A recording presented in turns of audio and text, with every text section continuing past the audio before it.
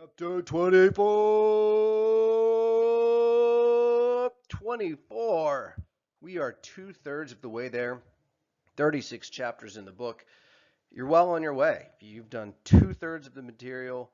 Hang in there. We've got the future and aorist passive indicative in this chapter. The future and the aorist are truly amazing tenses. You are going to absolutely love this part. No, but all kidding aside, I know this is difficult. Greek is hard. Not going to lie about it. So let me offer you some encouragement with today's maxim. And it is, what doesn't kill you makes you stronger.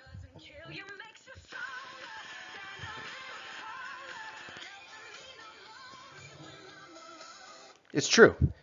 Well, in most cases, what doesn't kill you makes you stronger. How does the athlete reach top performance level? By destroying his or her muscles and body and rebuilding them stronger.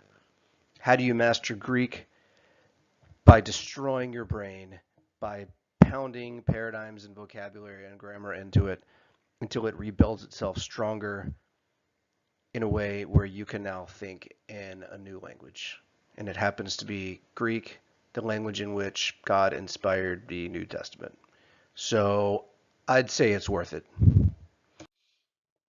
Here are our key terms, few things here dealing with passives and futures and aorists. Okay, so let's review the past and future passive in English.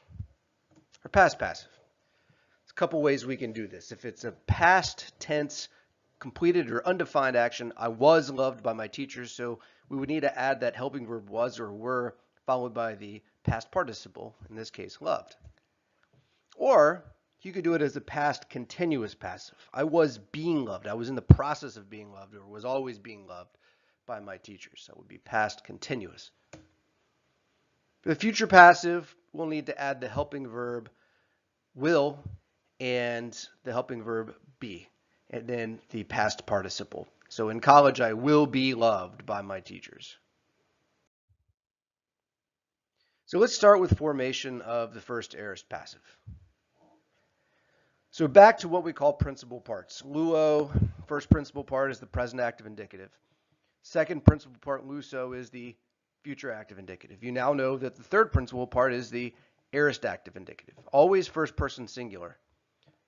Fourth and fifth principal parts will remain a mystery for now, just to keep you excited. We'll move straight to the sixth.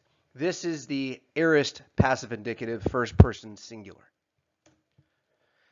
So to form the aorist passive, we'll need an augment. Why? The aorist is a past tense, so we need that E for earlier. We'll use the aorist passive tense stem coming from the sixth principal part. And bear in mind, the stem for the sixth principal part, lu, looks exactly like the stem for, say, the present and everything else. That's not true of every verb, as we'll see in just a minute, but it is true for this verb. Following that will be a tense formative, now a new tense formative, theta eta. That's what tells you it's aorist passive. And then, strangely enough, we use secondary endings, which you'd expect for a past tense. What's strange is that we use the secondary active personal endings, even though this is the passive. So what's going to tell you it's the passive is not the personal ending, but it's going to be the tense formative. So remember, our four sets of personal endings are primary active and our primary middle passive. We'll be using the secondary active set of personal endings. One thing, though, to note is that there is an alternate third person plural ending son, and that's what we'll be using to form the aorist passive. And then there's our secondary middle passive endings. Okay, so here's what the paradigm would look like. And remember our previous maxim, if you can't chop it, you ain't got it. You want to be able to account for every letter because every letter has some kind of meaning or contributes to the overall meaning of the verb, right? So we've got augment tells us past tense or past time. The stem gives you the basic meaning of the word. Now here's our tense formative telling you it's aorist passive, and then our secondary active personal endings using no ending in the third person singular this time. And then see in the third plural, there's our alternate ending son. Some things to distinguish. There's a verb akalutheo, which means to follow. Can easily be confused for an aorist passive because you see the theta epsilon. That's actually, in this case, not the tense formative. This is the lexical form of the verb, which means you're looking at a present active indicative. This is actually, there's your personal ending omega. The epsilon is just your contract vowel in a contract verb, and akaluth is your present tense stem. So this is not an aorist passive. And again, just shows you why it's important to be able to chop the verb up. Eleutheson, there's your augment, tense stem. Here we've got theta eta, and then son on the end. What we're going to see in just a minute is that the future passive looks very similar, tense stem, but it uses theta eta sigma.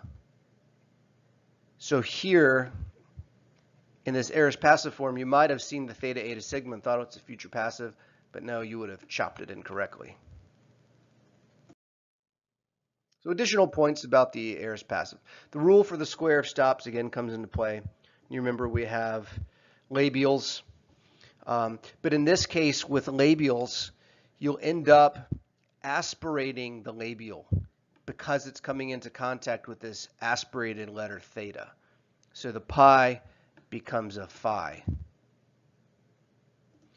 And again with velars, you have the kappa, which when aspirated becomes a chi because it's come into contact with this aspirated theta. And then finally your dentals. With dentals, this is just situation's a little bit different. You're going to lose your dental, and then you're going to get a sigma there right before your theta tense formative. And that's a little strange, but that's really happening on analogy with other tense forms that do that. Second thing to point out here is when you have a contract verb, it is going to lengthen its connecting vowel in the aorist passive. We saw this for the future active. We saw this for the aorist active. And now you're going to see it for the aorist passive. Your contract vowel lengthens. Okay, so much for the first aorist. The second aorist passive.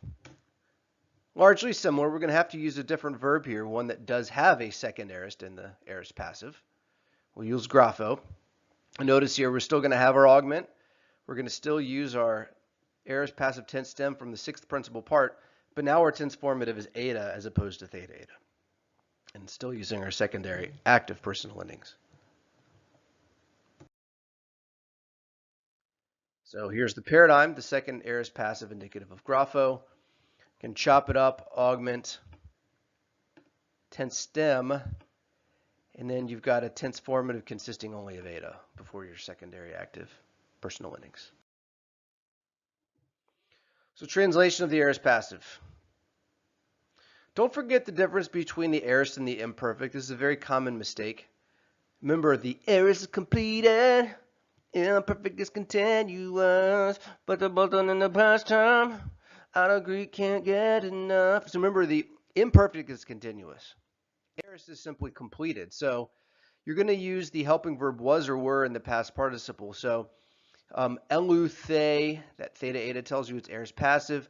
I was loosed. Not I was being loosed. If you say I was being loosed, now we've made it continuous, which would be the imperfect tense, not the aorist. And then egraphe is our second aorist passive. It was written. When we have a passive verb, we often need an agent. Who is the agent? The agent is the person actually performing the action. So the agent can be expressed. When it is expressed, typically that will be using the preposition hupa plus the genitive after. Sometimes it can use simply a pure dative with no preposition. So here our example, hupa theu agapomai. Of course, we get our subject in this case from the personal ending. So I, this is a present passive indicative. I am being loved by God. Agent expressed. However, the agent sometimes is unexpressed. In that case, it's usually implied and usually obvious from the context who is doing it. When God is the implied agent, we refer to this as the divine passive. So if we had simply said agapomai, I am being loved, in context, especially in the Bible, that's often clear that It means that I am loved by God. Moving on to the first future passive. There's a reason why the aorist passive and the future passive are treated together in this chapter. And here's why. Looking at our principal parts again. Sixth principal part, that is the aorist passive indicative first person singular. However, the future passive is based on the same tense stem as the aorist passive. Again, you're thinking, well, isn't it just lu all the way across for our tense stem? Well, that's true for this particular verb, but it's not true of every verb. For other verbs, it will be clear that the aorist passive and the future passive are using the same tense stem, which will be different from the tense stem in other tenses. So we're using our aorist passive tense stem, no augment, because we're not in a past tense. And now we use the tense formative theta, eta, sigma. A connecting vowel, because we need a vowel this time. And strangely enough, our primary middle passive personal ending. So whereas the aorist passive uses active personal endings, the future passive now will go back and start using primary middle passive personal endings. Go figure. So here's our paradigm for the first future passive indicative of luo. See if you can chop it up.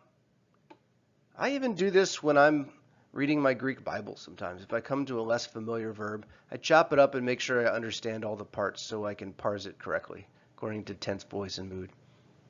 And there you have it.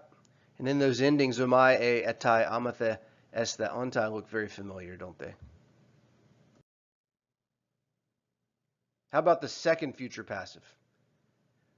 Again, we're going to use that sixth principal part. And look at this. Apestal is the aorist passive.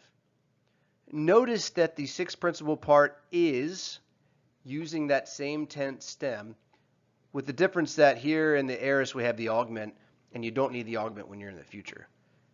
Apestal, apostol, which happens to be different from the present tense stem this time, you see? So the future passive does in fact build off of that sixth principal part.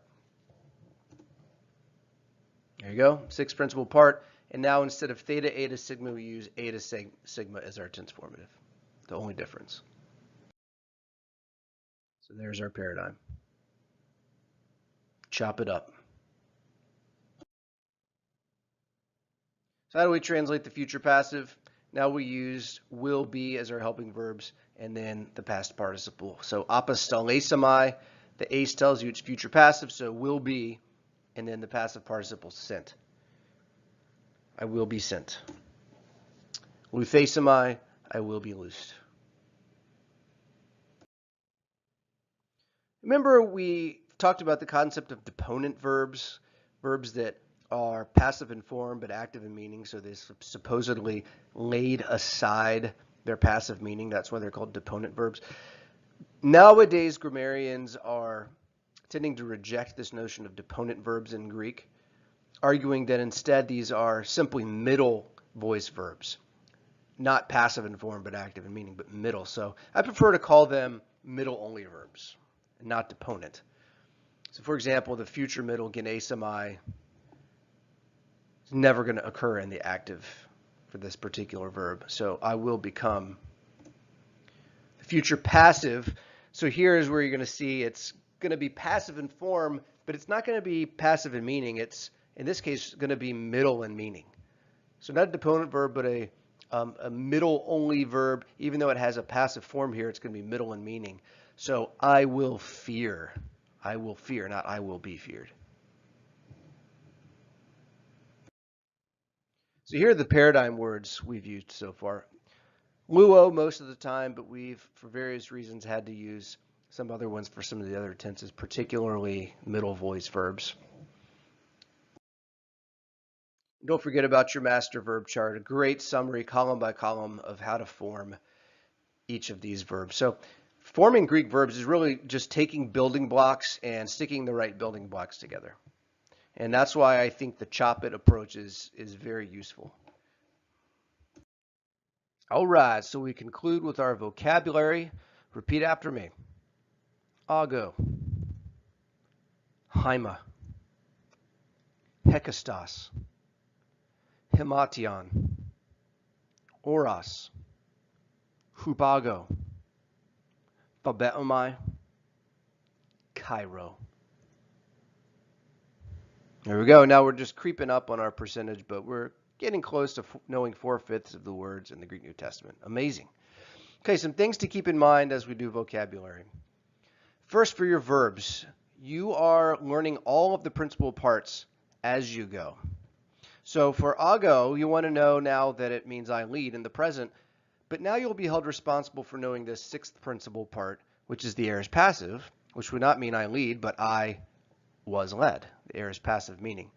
So for the words that you've had in previous chapters, you'll need to go back and add that sixth principal part to your cards if you haven't been adding those principal parts as you go. And this is why I would recommend just always putting all of the principal parts on your cards as you make them each chapter. Also remember that learning the root is very helpful as you navigate these principal parts. If you know the root, then you know simply the rules for how it's being altered in each of the tense stems. I think that's going to go a long way for you in helping understand these principal parts and how to recognize the tenses. And finally, for nouns, don't forget that you want to put not just your nominative singular on there, haima, blood. You also want to put your genitive singular and gender on there. So tahaima haimatas, tahaima haimatas, tahaima haimatas. And remember that repetition is extremely important. With that repetition, hearing the sounds over and over, you're more likely to remember those genitives and gender articles. All right, and that's it for the chapter. Thanks for being here. Keep working hard, people.